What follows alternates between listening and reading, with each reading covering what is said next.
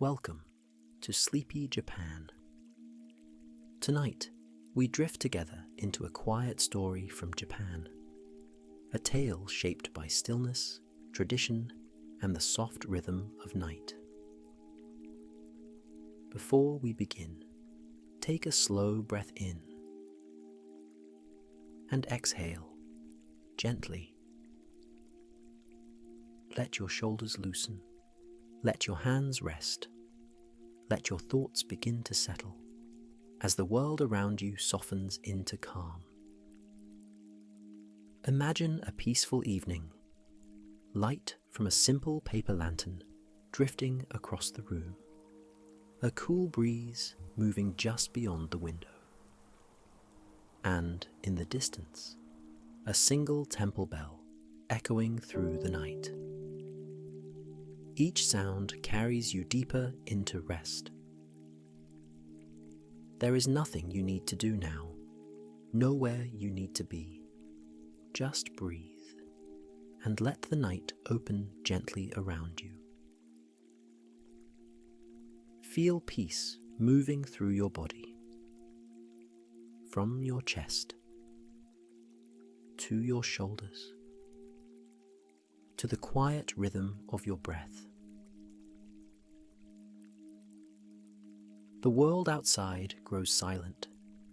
Only the sound of your breathing remains, and the soft promise of dreams waiting to unfold.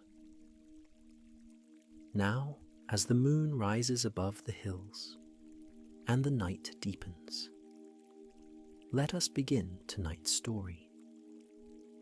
The Wonderful Adventures of Funakoshi.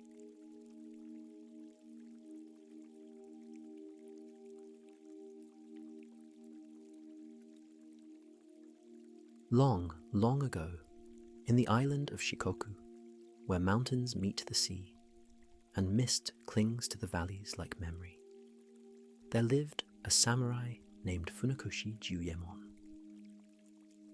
His name, though carried on the wind for generations, speaks of courage, of honor, and of the quiet strength that lives within a peaceful heart. This is his story, told now as the moon rises, as the world grows still, and as sleep draws near. Jiuyémon was a man of skill and learning, favored by his lord, respected by his fellow warriors, a figure of grace in a world that valued such things. He carried himself with quiet dignity, his movements measured and sure, his words few but always thoughtful, and his blade sharp and true. In the castle where he served, cherry blossoms fell like snow each spring, and the sound of temple bells drifted across the courtyards, marking the passing hours with their bronze voices. Jiuyémon had known peace in that place, the peace that comes from serving with honor, from knowing one's place in the great pattern, from walking the path that was set before him. But one evening, at a gathering of warriors, where wine flowed freely and voices grew loud, a quarrel arose between Jiuyémon and another samurai, words turning bitter as autumn wind. Perhaps it was the wine that loosened tongues. Perhaps it was pride, that ancient enemy. Or perhaps it was simply fate, weaving its thread through the night. In the heat of the moment, with tempers inflamed, steel rang against steel, and before the night had ended, Jiuyémon's opponent lay still upon the ground. The room fell silent. The other warriors stepped back, and Jiuyémon stood alone, his sword trembling in his hand. When clarity returned, like dawn after a storm, Jiuyémon saw what he had done, and remorse filled his heart like cold rain.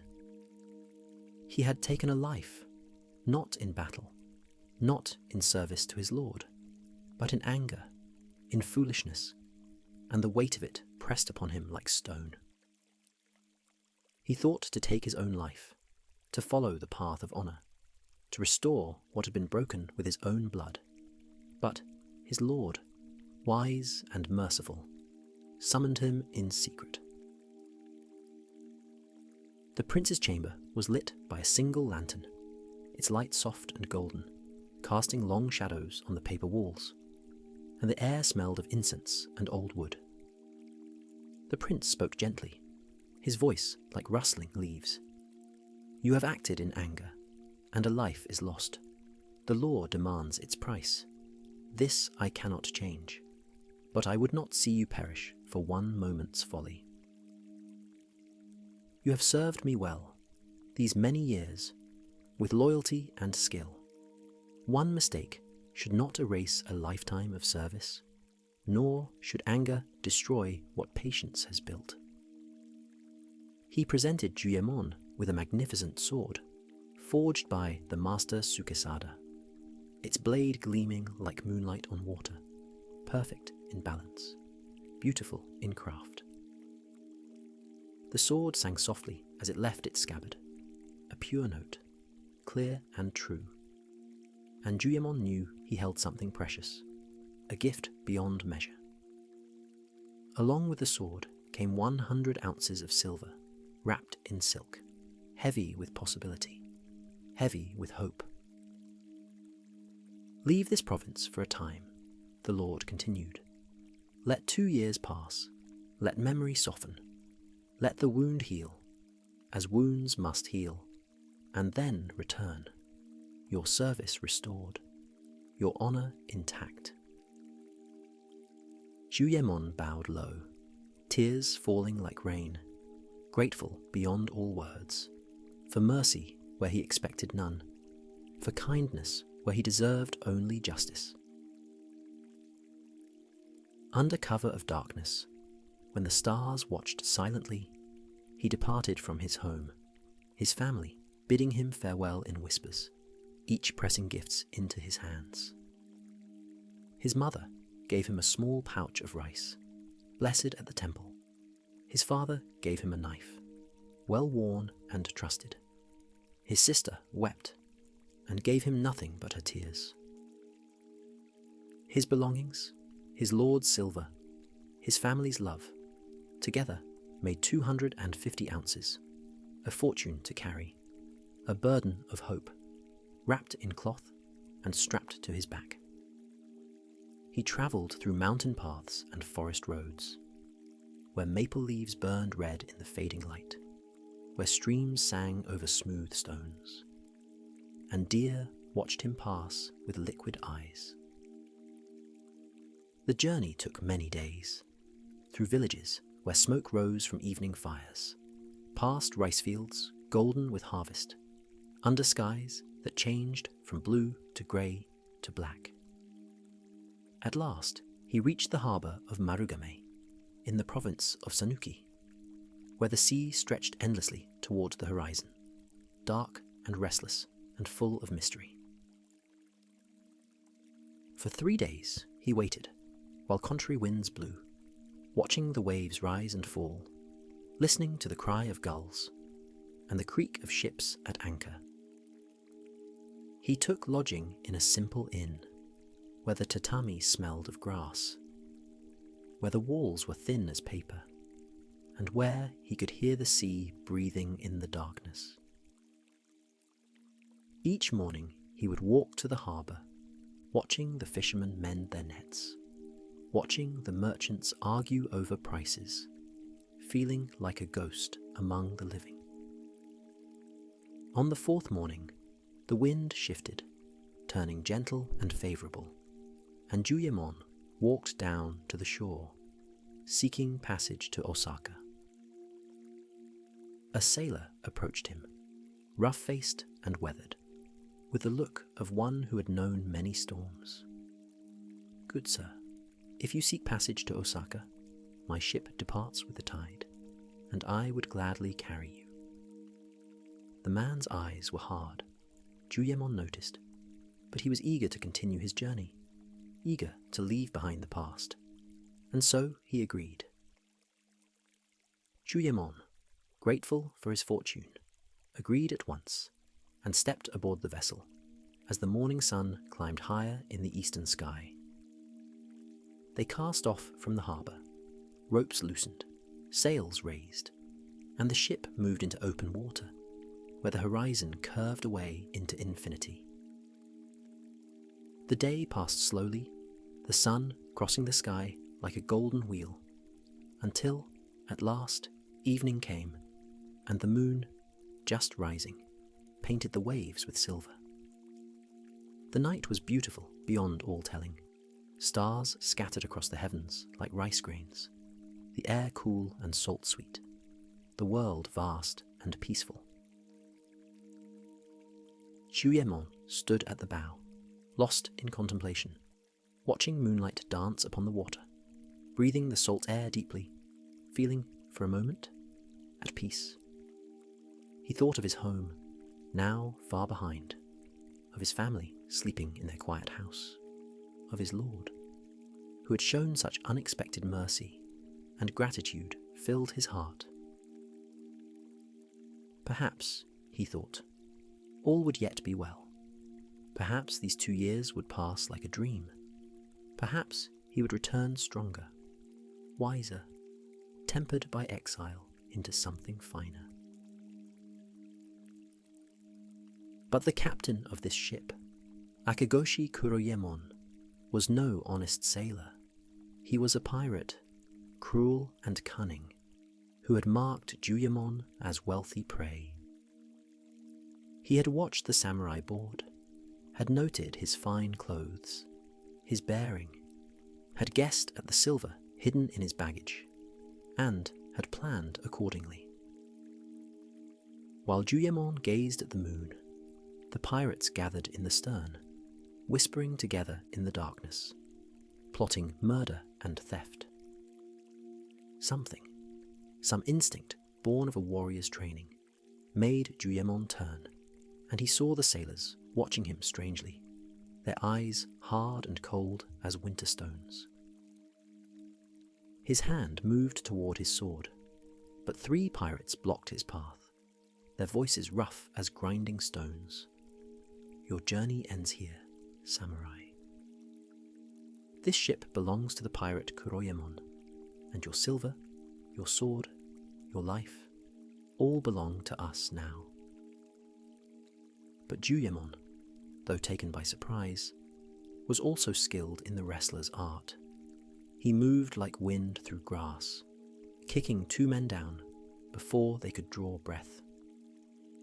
He lunged for his sword, but the pirate's brother, Shichirobe, had already seized it and came at him with steel flashing in the moonlight.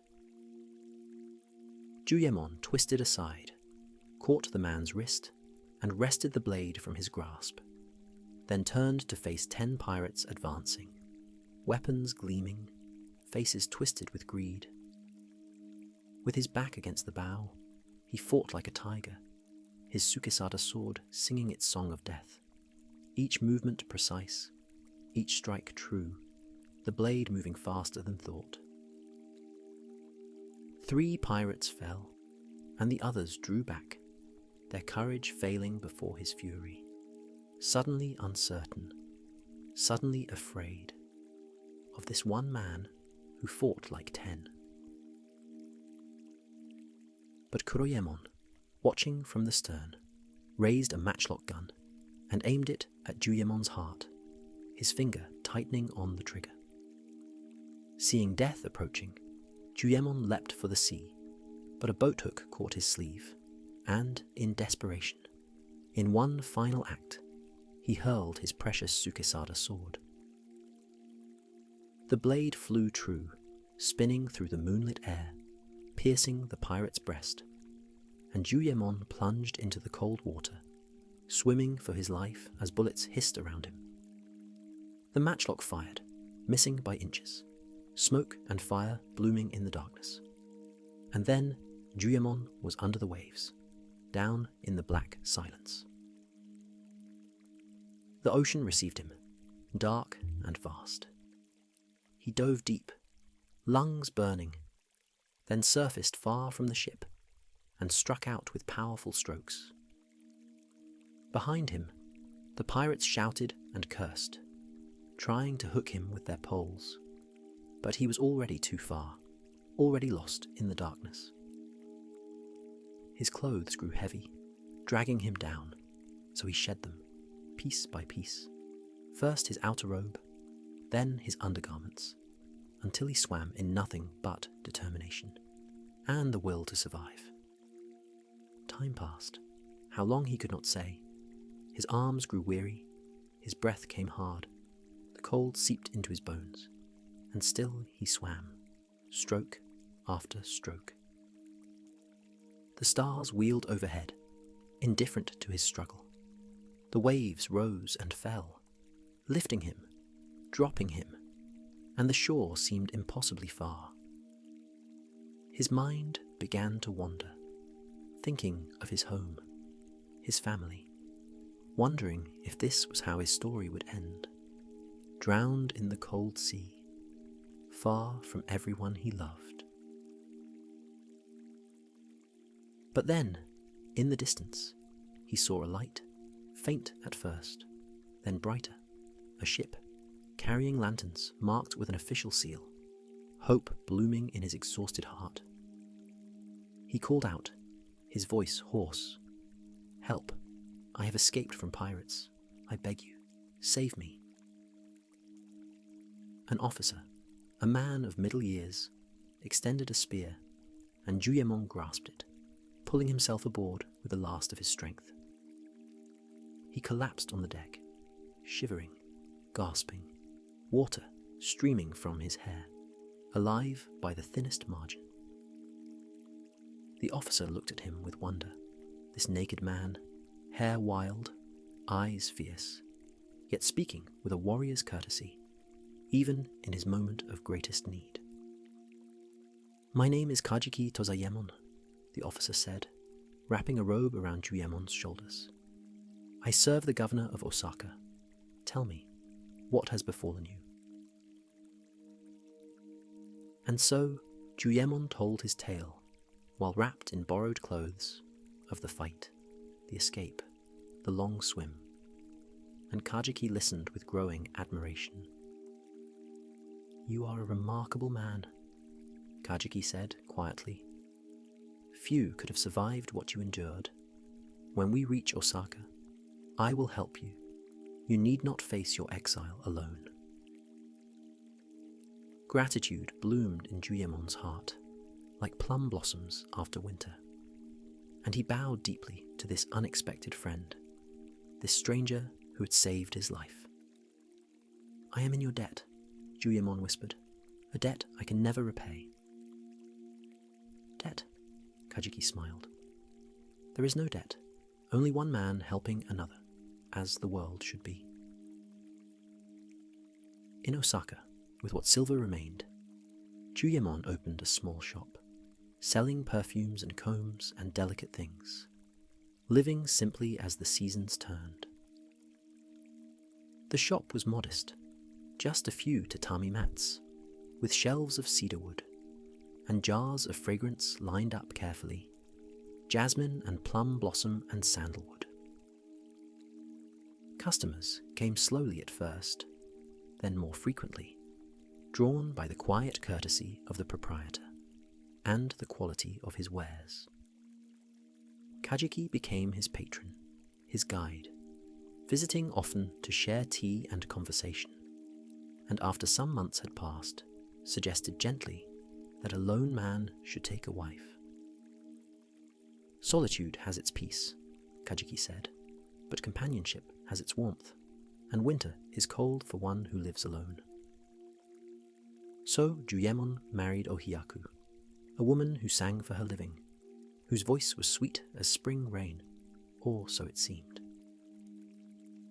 At first, all seemed well enough. She smiled, she kept his house, she prepared his meals with care, and Jiuyémon, grateful for companionship, spent his evenings with Kajiki and his son. Young Tonoshin, barely 18, loved the game of checkers, and would often invite Jiuyémon to play, while the lamplight flickered and the hours passed gently. But Ohiyaku, in truth, had a heart that wandered. She had known many lovers before, and one still held her in his grasp. A wrestler named Takasegawa Kurobe, handsome and strong, with shoulders like a bull, became the object of her secret passion.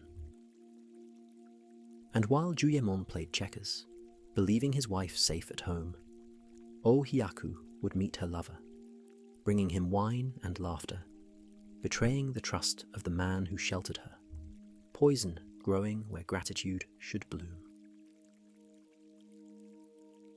One evening, during a game with Tonoshin, Jiuyémon felt a sudden pain, a sharp twisting in his stomach, and begged leave to return home. "Stay here," young Tonoshin urged. "I will bring you medicine. You should not travel while unwell." But Jiuyémon shook his head, preferring the comfort of his own house. He walked through empty streets, under a sky thick with stars, his hand pressed to his stomach, breathing slowly against the pain. When he reached his door, found it locked against him, strange at such an hour, and suspicious. He knocked, and knocked again, and inside, Ohiyaku woke with sudden terror, shaking her lover from sleep. "Jiuyémon has returned. You must hide." The wrestler stumbled about in panic, seeking any corner, any shadow, but found none, and Jiuyémon, impatient, forced the door open. There they stood, guilty and frozen, unable to speak, unable to move, caught like deer before a hunter, their betrayal written on their faces. But Jiuyémon, to their amazement, simply lit his pipe and sat down, watching them in silence. The silence stretched, unbearable. The lamp flame flickered. Outside, a dog barked in the distance, and still Jiuyémon said nothing. Until at last the wrestler found his voice, stammering out excuses and lies, claiming innocence, claiming accident, saying he had come only to visit, to talk, that the wine had been Ohiyaku's idea, that nothing improper had occurred. Jiuyémon listened without expression, his face calm as still water, then spoke quietly, his words like falling snow. "Next year, I will return to my province. Take her then, and do as you will. I do not care what becomes of a woman with so corrupt a heart." The wrestler, expecting death, found only mercy. He fled into the night, stumbling over his own feet in his haste, and Ohiyaku, expecting rage, found only cold indifference. From that day forward, though she remained in his house, Jiuyémon treated her as a stranger, a shadow without substance. He no longer shared her bed, no longer spoke to her except when necessary. She had become invisible to him, less than nothing. Time passed, as time must. Spring came with its blossoms, summer with its heat, autumn with its colours. And Ohiyaku, seeing the wrestler pass one day, called out to him with false brightness, inviting him inside, her shame already forgotten. They spoke together, and soon she whispered her dark plan. "We must kill him, don't you see? Then we can be together always. We can have his shop, his silver, everything he possesses." The wrestler hesitated, some small part of him remembering that Jiuyémon had shown mercy when he might have killed, but desire overcame conscience. His honour already lost, he agreed. He would obtain poison, and she would mix it in Jiuyémon's food. The poison came, hidden in a letter, with instructions to mix it with macaroni, a dish that Jiuyémon favoured, that would mask the bitter taste. Ohiyaku hid the letter carefully, in the back of her cupboard, beneath layers of folded cloth, and waited, like a serpent in the grass, for her moment to strike. But chance, or perhaps fate, led Jiuyémon one day to search her cupboard, seeking some small item, a paper fan, lost weeks before. And there, among her things, beneath the folded cloth, he found the letter. He read the words, cold and clear, the plan to poison him, to end his life with treachery, to steal what little he possessed, and his heart grew hard as stone. So, he thought, I showed them mercy, spared them when I might have killed, and this is how they repay it. Very well, mercy ends here. He replaced the letter exactly as he found it, smoothing the cloth, closing the cupboard, leaving no sign that he had been there, and waited, patient as winter, for the proper moment. The next evening, Jiuyémon invited the wrestler inside, speaking pleasantly, offering wine, his manner warm and welcoming, as if nothing had changed between them. The night is cold, he said. Let us warm ourselves. I have been thinking. Perhaps I was too harsh before. Let us drink together, as friends should. And suggesting they warm some macaroni together. I have been craving it all day, and food tastes better when shared. The wrestler, suspecting nothing, agreed happily, relieved that Jiuyémon seemed to have forgiven, settling himself comfortably by the brazier. Oh Hyaku, seeing her chance, prepared the dish with poison, her hands steady, her heart cold, putting the poison only in her husband's bowl. She thought herself clever, thought herself safe, believing Jiuyémon trusted her still, while Jiuyémon watched and knew and waited. He did not eat, but talked of this and that, of the weather, of business, of small things, until the food grew cold. Then said, with false concern, "Ah, it has cooled. What a waste. Let us mix it all together and reheat it. No one has eaten yet. It will be quite clean." And before they could protest, he poured all 3 bowls into one pot, mixing the poison throughout, stirring it carefully, thoughtfully, then heating it over the flame. "There," he said gently, serving it out again. "Eat while it is hot. I went to such trouble to prepare it." The guilty pair, realizing their trap, could not lift their chopsticks. The wrestler made excuses, claiming sudden illness, his face pale, sweat beading on his forehead, and Ohiaku said she had already eaten, her voice thin, her hands shaking.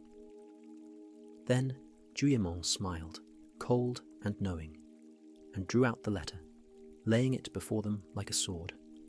"Perhaps this will restore your appetite." The wrestler, seeing his plot exposed, drew his dirk in desperation, lunging forward with a cry, but Jiuyémon was faster, much faster. He caught the man's wrist, twisted it until it numbed. The dirk fell to the floor, and Jiuyémon picked it up, testing its weight, finding it acceptable. "I thought a wrestler would be strong," he said quietly, "but you are weak in body and spirit. My sword would be dishonored by your blood, but this blade, this will do." Then, with one swift motion, struck the wrestler down, justice delivered without ceremony, without anger, without hesitation. Oh Hyaku seized a kitchen knife, but Jiuyémon, his patience ended, struck her down as well, and the 2 traitors died together, their poison plan turned upon themselves. On the following morning, Jiuyémon reported all to the authorities, explaining calmly what had occurred, showing them the letter, the poison, and arranged for the bodies to be buried. His duty done, his honor preserved. The officials praised his restraint, that he had not killed them on the first night, that he had given them a chance, even knowing their treachery. From that time forth, he remained a single man, pursuing his trade as a seller of perfumes, spending his leisure hours with Kajiki and young Tonoshin. Word of these events, and of his earlier courage, travelled back to his home province, carried by merchants and travellers, growing with each telling. His lord, hearing of his faithful service and righteous actions, of how he had fought pirates, survived the sea, of how he had shown mercy and then justice, sent word that his exile was ended. 2 years have passed, the message said, and more than 2 years. Come home, Jiuyémon. Your place awaits you. Jiuyémon went to Kajiki Tozoyémon, this man who had saved him from the sea, who had been father and friend and guide, and thanked him with deep bows. You showed me mercy when I had nothing, Jiuyémon said, his voice thick with emotion. You gave me shelter, friendship, purpose. I will carry your kindness in my heart, like a lamp in darkness, forever. Kajiki smiled, his eyes warm. Go home, Jiuyémon. You have earned your rest. Live well, and remember that honor is not in the sword, but in the heart that wields it. And remember too, the old officer added, that mercy is not weakness, and that justice without mercy is cruelty.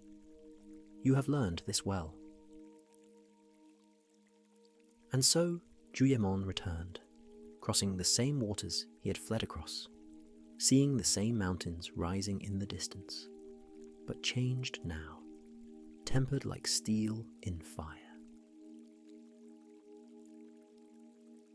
The journey took many days, through familiar landscapes made new by absence, past villages he had once known, under skies that seemed wider, deeper, more beautiful than he remembered. He was welcomed back to his Lord's service, his place restored, his name cleared, and he served faithfully for many years, with wisdom earned through suffering. The people spoke of him with respect, not for his skill with the sword, but for his restraint, his mercy, and for the quiet strength that comes from choosing justice over vengeance. He never married again, preferring solitude to companionship, finding peace in the simple duties of each day, in the turning of seasons, in the falling of rain. He would rise early each morning as the first light touched the eastern sky, and practice with his sword in the empty courtyard, not for war, but for meditation. Years passed, as years must pass. Spring blossoms gave way to summer green faded to autumn gold, and autumn gold surrendered to winter snow. The cycle turned, endlessly, peacefully, and Jiuyémon moved with it, neither clinging to the past, nor grasping for the future. Jiuyémon grew older, his hair silvering, but his spirit remained clear as mountain water. He taught young warriors the way of the sword, but more importantly, the way of the heart. Strength without wisdom, he would say, is like a river without banks. It flows everywhere and nowhere, destroying all it touches. But wisdom with strength is like water in a channel, flowing where it is needed, nourishing all it reaches. Bored, his students listened and learned, not just the 48 throws, not just the stance and the strike, but the deeper way, the quieter path. They learned that true strength lies in restraint, that mercy is a warrior's greatest weapon, that honor is not in killing, but in knowing when not to kill. And when, at last, his time came, when the final autumn of his life arrived, Jiuyémon faced death as he had faced life, with calm acceptance and quiet grace. He sat in his garden one evening, watching the last light fade from the sky, listening to the crickets sing their ancient song, feeling the cool wind touch his face. The plum tree he had planted years before now stood tall and strong, its branches spreading wide, ready to bloom again when spring returned. All things pass, he whispered to the darkness. All things change, all things return to stillness. This is not sadness. This is truth. This is the way of the world. And as the stars emerged one by one, lighting the vast dome of heaven, Jiuyémon closed his eyes and let his breath merge with the wind. His story lived on, carried by those who knew him, passed down through generations, a tale of courage, yes, but more than that, a tale of mercy, of honor, of the quiet dignity that comes from facing darkness and choosing light. In the province of Shikoku, where mountains meet the sea, they still tell his story, when the night is long and the fire burns low. Now the night is deep. The moon has traced its silver path across the sky. The world lies peaceful beneath a blanket of stars, and all is quiet. All is still.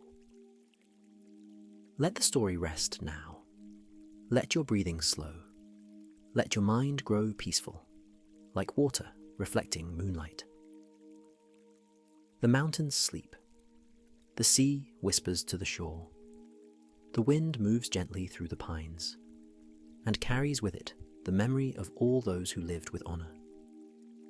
May you rest as Jiuyémon rested, in the knowledge that each day is a gift, that mercy is strength, and that peace comes to those who seek it. The night deepens, the stars shine on, all is well, all is at peace. Sleep now, sleep softly, the story is told, the world turns gently on.